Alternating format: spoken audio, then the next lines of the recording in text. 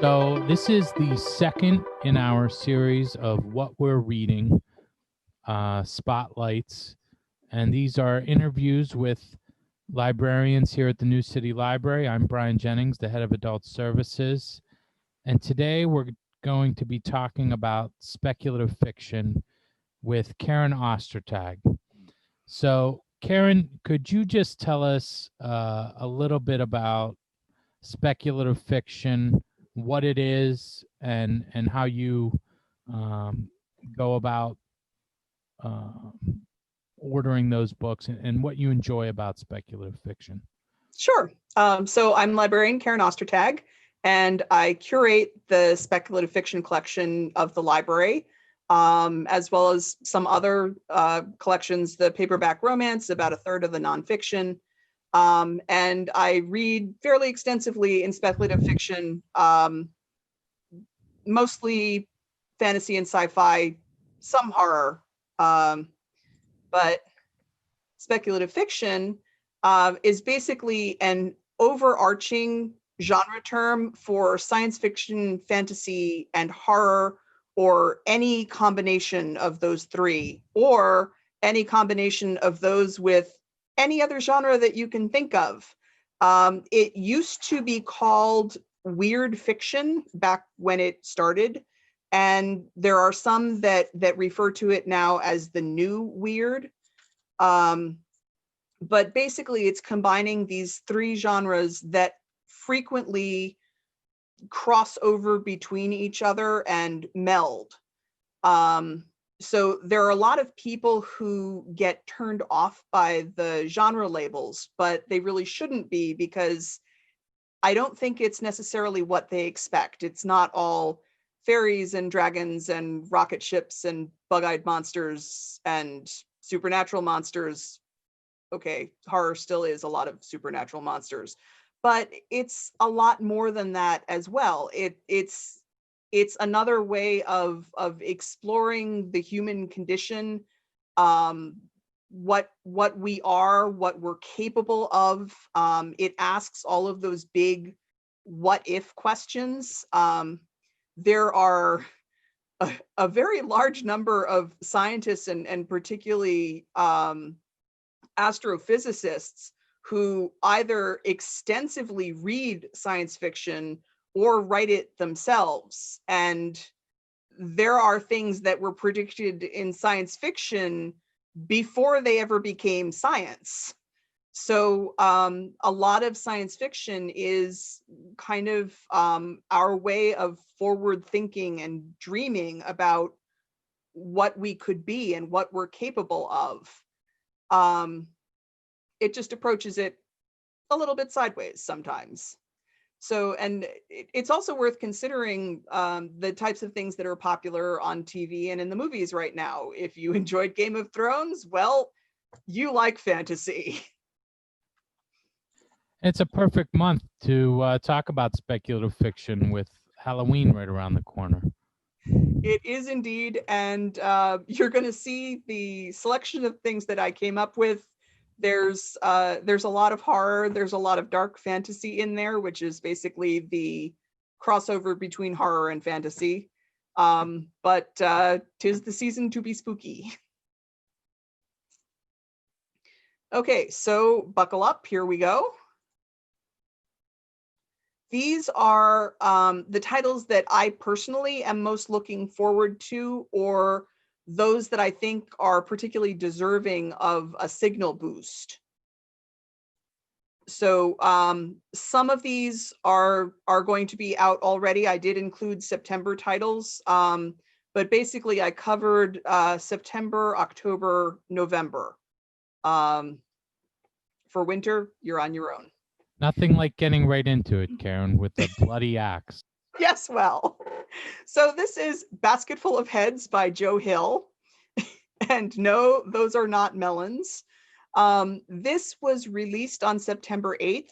And while this looks like a very fun title, I have this in here more as representative of a new imprint. Horror author Joe Hill, son of Stephen King and Tabitha King, got together with DC, and he is curating one of their new imprints, which is called Hill House Comics. So it's named for Joe Hill, but it's also named for The Haunting of Hill House by horror legend Shirley Jackson. So any horror lover who hears that name is pretty much going to know instantly what they're going to be in for. His vision for this imprint is smart, subversive, and scary, visceral, high concept horror with heartfelt characters. Another positive that I see in this imprint is that he's also really pushing to have both diverse writers and diverse characters. So people are really going to be able to see themselves in his fiction. Given that it's horror, I don't know that that's necessarily a good thing, but yeah, so you can look for some really high quality thrills and chills from this imprint. He's got writers like M.R. Carey, Peter Gross, Carmen Maria Machado, and Laura Marks that are going to be writing for this imprint. So there's more on DC's website about additional titles that are coming out from these. I've ordered a lot of them for our graphic novel collection, which is located pretty much right in the middle of the speculative fiction collection, which I should add is when you come into the adult side of the library, go down the stairs and go all the way back to the left, that way. And it's basically at the end of the hall there. That whole end piece is speculative fiction. The paperbacks have their own little collection on one side, and then it's alphabetical by author, and the graphic novels have their own collection as well. So what else do we have? Master of Poisons by Andrea Hairston. So this is about a society that is facing its destruction because of drastic self-induced climate change. That might sound a little familiar. This is her, I believe this is her debut title. It's lyrical folkloric writing, a richly developed non-Western fantasy world, which is based on Western Africa, a diverse cast of characters, and a plot that, as I said, cuts straight to the heart of issues that we are currently struggling with ourselves. Daniel Jose Older called this book Medicine for a Broken World. And it just, I read a piece of it and it's just beautiful. So Hench by Natalie Zena Walschatz. 2 words, weaponized spreadsheets. This is one of the titles that I am really, really looking forward to reading. And unfortunately, someone grabbed it before I could get it. This came out just the end of September on the 22nd. It is a sly, modern, and bitingly witty look at the dark side of the superhero world through the lens of an ordinary millennial office worker who happens to work for the bad guys because even criminals need office help. She becomes collateral damage of the endless fight between superpowers, and particularly of the heroes to bring the villains to justice. The problem is with bringing the villains to justice, the heroes have pretty much given up on counting the cost of the side effects, the human people who are hurt by all of these battles that are going on in cities across the world. So armed with viral videos and weaponized statistics, Anna fights back against the so-called heroes who have turned their backs on people. And before she's through, she just may save the world. This is perfect for people who are fans of V.E. Schwab's Vicious and anyone who sympathized with Iron Man during Civil War. Okay, next up we have Burning Roses by S.L. Huang. I am a huge sucker for fairy tales retold, and I like the way that nuanced characters and entirely new plots can grow out of asking questions about what happens after the end of the fairy tale, because happily ever after doesn't always last forever. So this title in particular is all of that and cross-cultural to boot. We have Red Riding Hood and we have Hu Yi the Archer from Chinese mythology. So this opens up our familiar realm of fairy tales into something that is truly universal. It's a story about families of both blood, the ones that you are born to or with, and choice, the ones that you choose to make your people as part of your life. It's about mistakes, sacrifices, the wisdom of hindsight, and the danger of seeing life in only black and white. It's about the quest for immortality and the hidden cost of success as these two fairy tale characters work to atone for things that they have done in their past. And as you see, Publishers Weekly calls it a dark, diverse fairy tale remix. A Deadly Education by Naomi Novik. Novik is one of my favorite authors. She's the author of the Temeraire series, think Master and Commander with Dragons.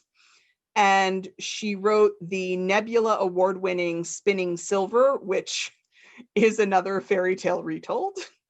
This is book one of her new series set in the Scholomance. And if you've played World of Warcraft, you'll know that name. It's basically a boarding school for magicians that does its level best to eat its young. Hogwarts, it ain't. Outsider Elle, who is in her third year at the school and is our main character, is talented and snarky and basically a mean girl. She's a shoo-in for student most likely to become an evil queen. And she's not entirely content with that fate. She doesn't want to be the bad guy, but she's really socially awkward. She is horrible at making friends. And she's very smart and very content in her own skills, let's say. In fact, she hopes to gain allies to survive graduation by impressing the other students with what she can do. She figures the best way to win them over is show them all that she's awesomely powerful and she's the person to side with in order to get through this okay. Unfortunately, there's a flaw in her plan, and his name is Orion Lake. Orion is charming and popular and disgustingly heroic. And the stupid idiot keeps saving Elle before she can get her chance to show off.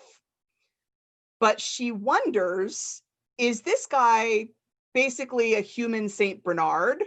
Or is he possibly playing a deeper game? Because after 3 years of them at this school, he's managed to kill off all the small and medium-sized monsters, which means that the ones that they're going to be facing at their graduation are all going to be huge monsters and very, very powerful and very, very hungry.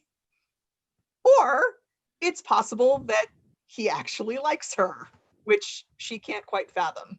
So is this like a crossover romance or there's definitely some romance going on in there. But as I said, the main character is kind of nasty and hard to like.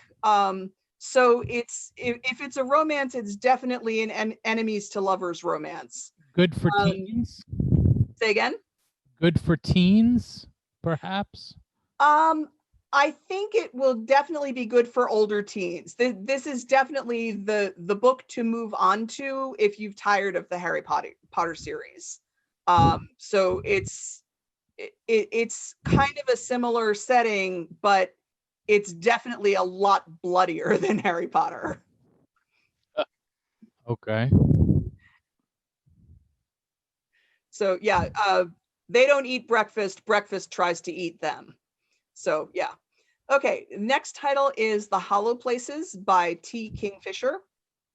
And Kingfisher is primarily a YA author under a different name. She writes adult titles as T. Kingfisher, and most of these are incredibly scary horror.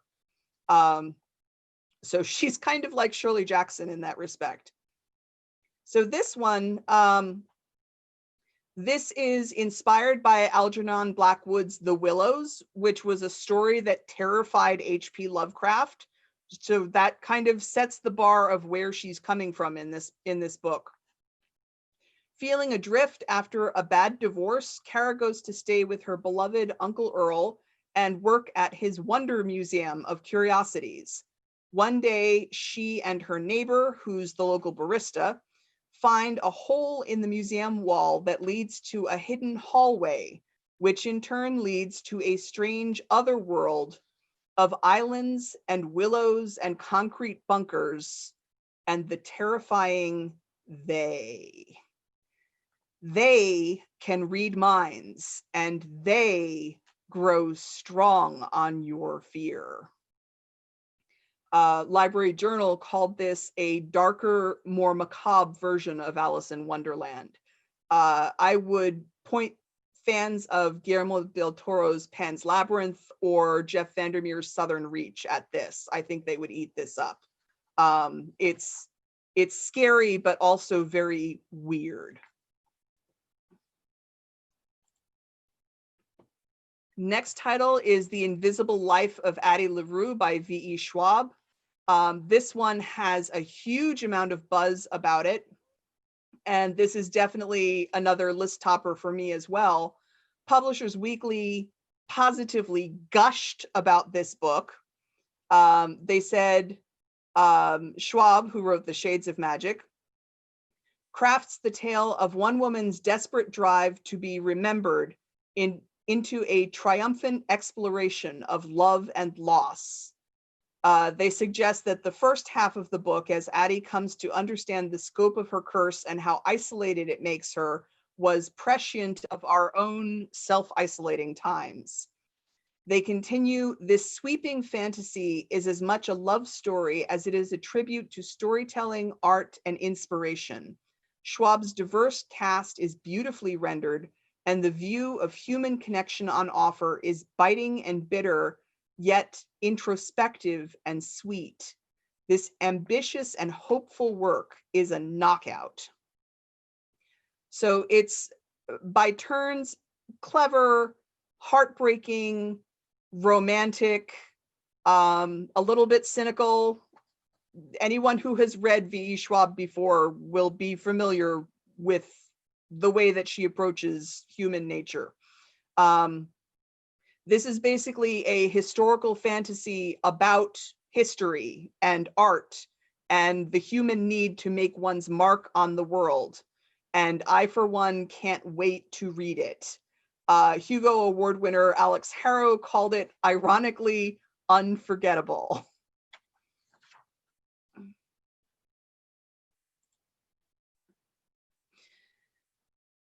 So the next book is Ring Shout by P. J. Clark. This is another one that is high on my want list. Hugo and Nebula award-winning P. J. Clark, who under his real name is a professor of African American studies specializing in the history of slavery, resistance, and freedom in the Black Atlantic, brings us an alternate history tale of racism and resistance with a supernatural twist, which Publishers Weekly called a thrilling, provocative, and thoroughly badass fantasy. And I could say badass because I'm quoting. I would I would aim this at devotees of Lovecraft Country, which is now also on TV, Get Out, and any other social justice informed horror. It's basically taking D.W. Griffith's Birth of a Nation, the movie, and in his world, D.W. Griffith is a sorcerer, and Birth of a Nation was a spell that he cast to change the minds of white folks and to raise demons for the Ku Klux Klan. So the demons are called Ku Kluxes. Maurice and her crew basically spend their time kicking the Ku Kluxes' butts and sending them back to hell.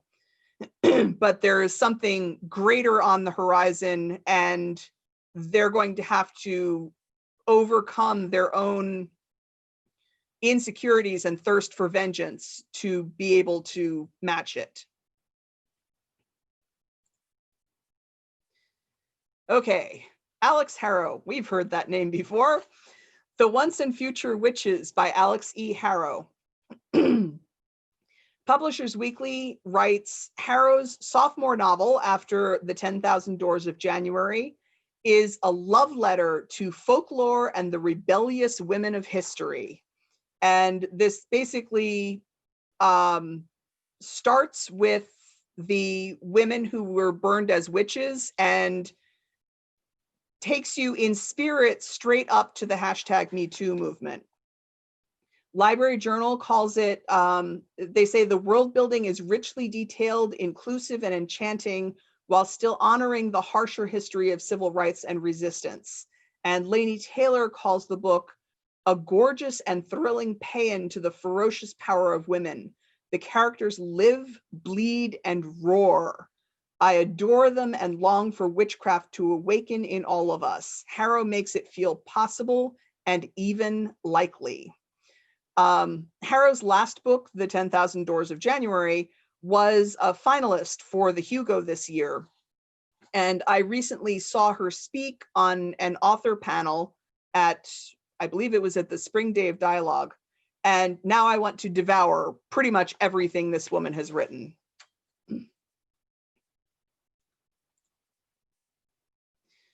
The Preserve by Ariel S. Winter. So in Winter's world, humanity has been decimated by a plague. There seems to be a lot of that going around. And the world is now largely populated and run by robots who have sophisticated artificial intelligence, AI. Not long ago, this robot government created a controversial system of preserves, kind of like wildlife preserves, where humans could live without robot interference. But now that autonomy has been challenged by the first murder to occur on one of these preserves, which may turn out to be linked to a series of robocides occurring outside of the preserve. So the police chief, one of the few remaining human detectives, must team up with his old robot partner and solve this crime quickly, or humanity's brand new way of life may be at risk. This is a twisty futuristic mystery for fans of Blade Runner and Westworld, and I think really anyone who likes a really good police procedural.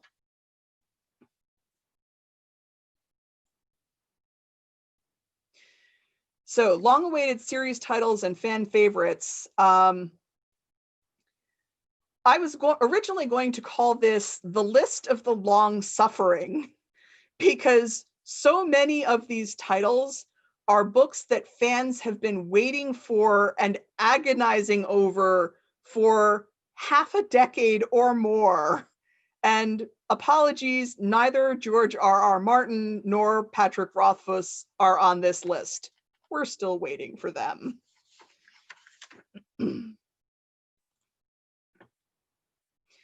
So these I'm just going to run through kind of quickly.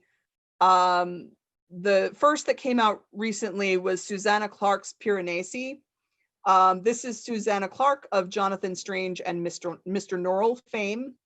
And she has just released her first book in 14 years, which is titled Piranesi. And I'm told that the title is a big clue.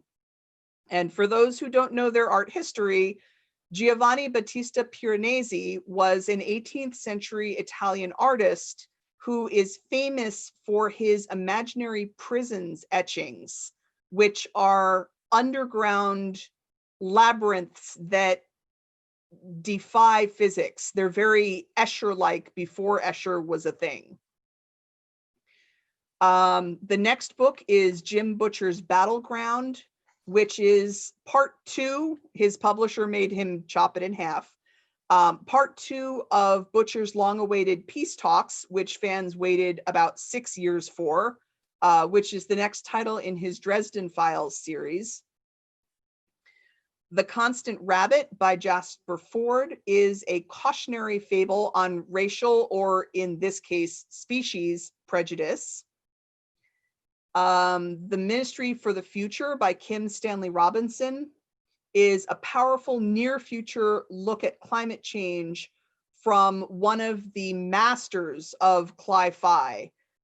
This is the same guy who wrote the Mars series, Red Mars, Blue Mars, Green Mars. He wrote The Years of Rice and Salt. Cli-fi is climate fiction, and I guess you could think of it as science fiction mashed up with real science. So Attack Surface by Cory Doctorow is the third book in his Little Brother series. He's returning to this world after 7 years. And finally, on this page, Terry Brooks' The Last Druid is the last book of The Fall of Shannara, and also the final chapter of a series that began when I was in grade school. I think I read the first book in the series when I was in 4th or 5th grade. And here's the end of it.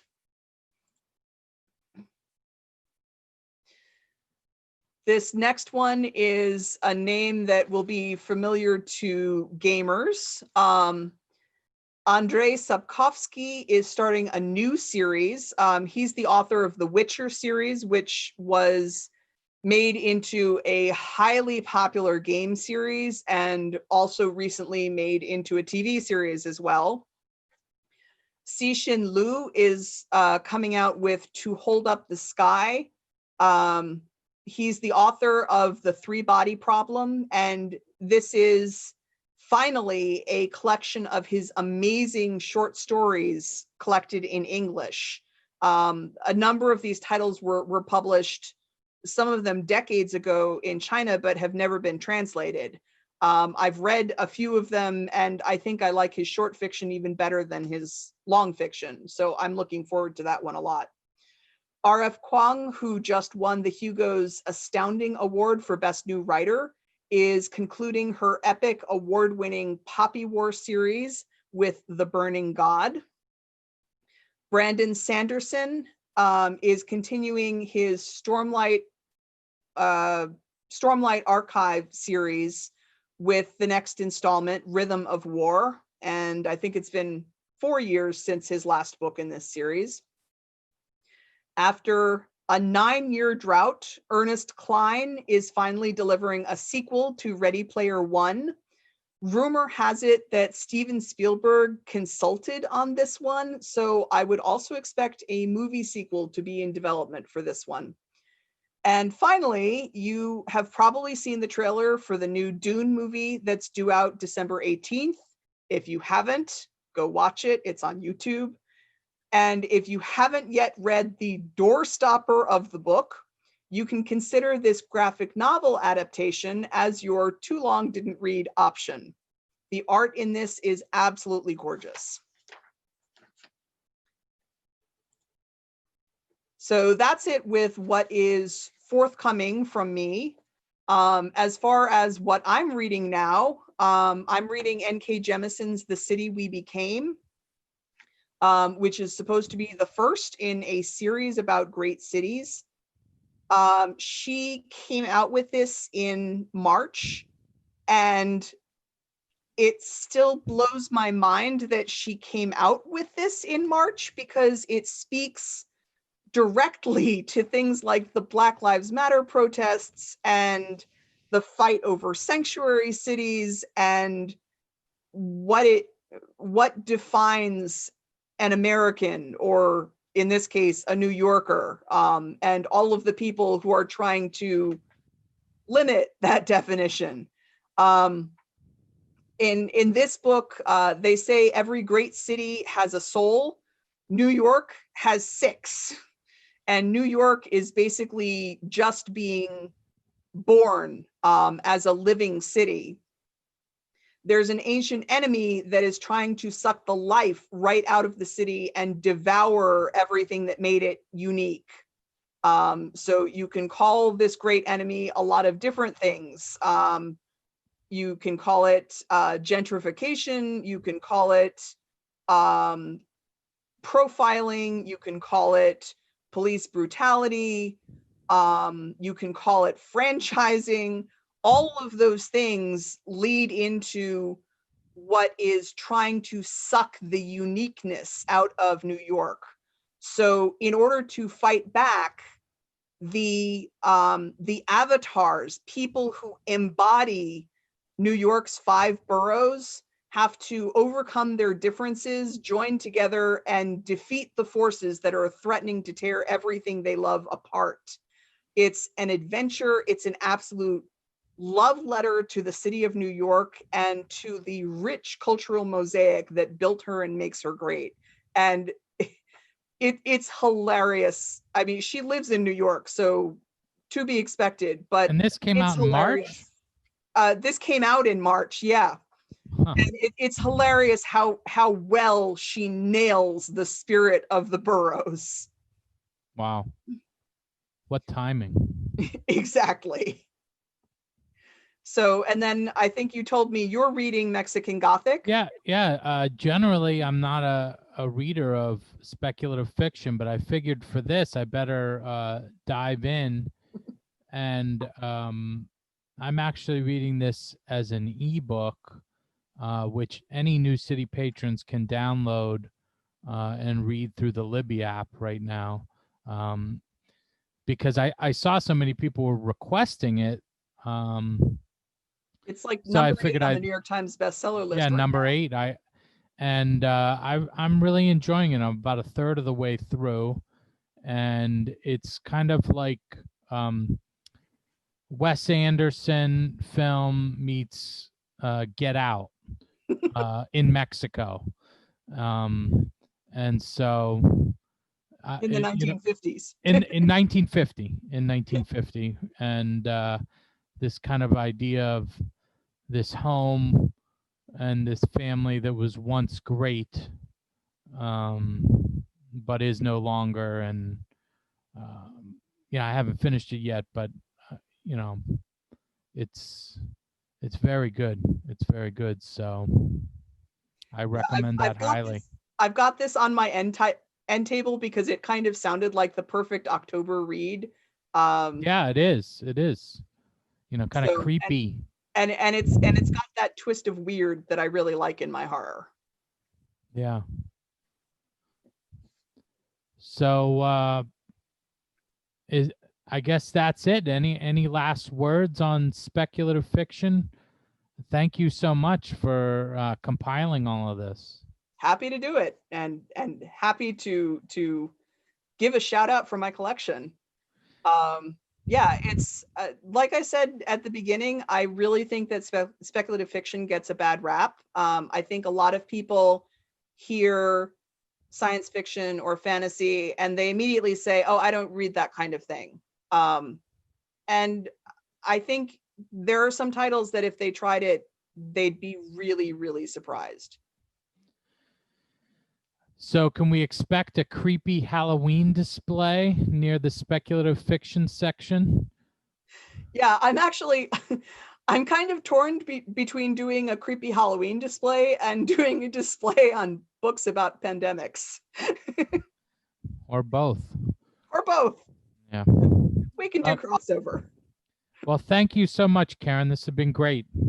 Thank you for having me. Okay, and next month we're going to talk about nonfiction. So we'll see you then. Okay. First Monday of November.